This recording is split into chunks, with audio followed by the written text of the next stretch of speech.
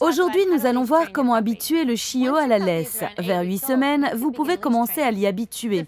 Il aura d'abord besoin d'un collier ou d'un harnais à la bonne taille, jamais trop lâche ou trop serré. On doit pouvoir passer 2 doigts entre le collier et le cou du chiot.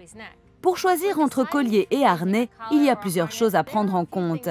Votre chiot a-t-il des problèmes respiratoires? Est-ce qu'il tire lorsqu'il est en laisse? Optez pour un harnais ou un lit-colle s'il a des problèmes respiratoires ou tire sur sa laisse. Avant de vous lancer dans cet apprentissage, il faudra l'habituer à porter un collier et à avoir le poids supplémentaire de la laisse. La meilleure chose est de lui laisser le collier ou harnais et la laisse lorsqu'il est à la maison, pour qu'il s'habitue à cette sensation. Gardez votre chiot à l'œil pour vous assurer qu'il ne se coince ou ne se blesse pas.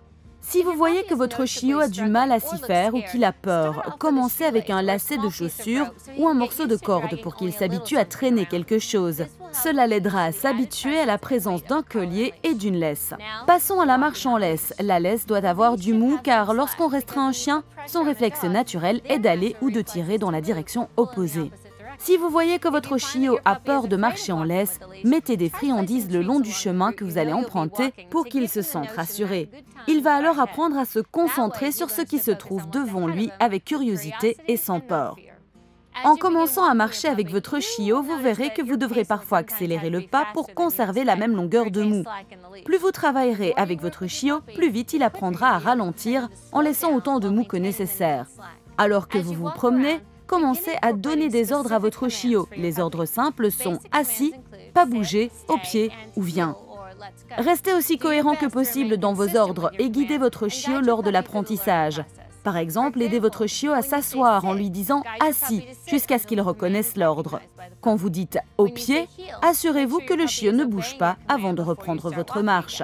Quand le chiot recommence à avancer trop vite, arrêtez-vous complètement et attendez qu'il arrête de tirer avant de continuer votre chemin. Répétez ces arrêts et départs sans jamais laisser le chiot dicter votre rythme. S'il continue à tirer sur sa laisse, faites-lui changer de direction en disant « tourne ». Cela l'habitue à attendre que vous lui montriez la direction à prendre et il n'a pas l'impression de pouvoir mener la danse. Il est aussi bon de courir en arrière, puis de changer de direction. Votre chiot est alors enthousiaste à l'idée de vous suivre. Souvenez-vous, récompensez votre chiot quand il agit bien pour qu'il comprenne ce que vous attendez de lui.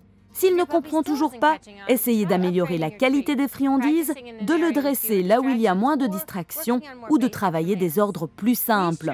La marche en laisse nécessite du temps et de la patience. Évitez au maximum de tirer la laisse. Il est injuste de le gronder pour quelque chose qu'il ne comprend pas. Alors que le chiot entre dans l'adolescence et sait discerner ce qui est bien ou non, il est alors possible de tirer légèrement sur la laisse s'il se montre difficile. Si vous restez patient et constant avec votre chiot, il saura marcher en laisse en un rien de temps. J'espère que cela vous a aidé à préparer l'arrivée du nouveau membre de la famille.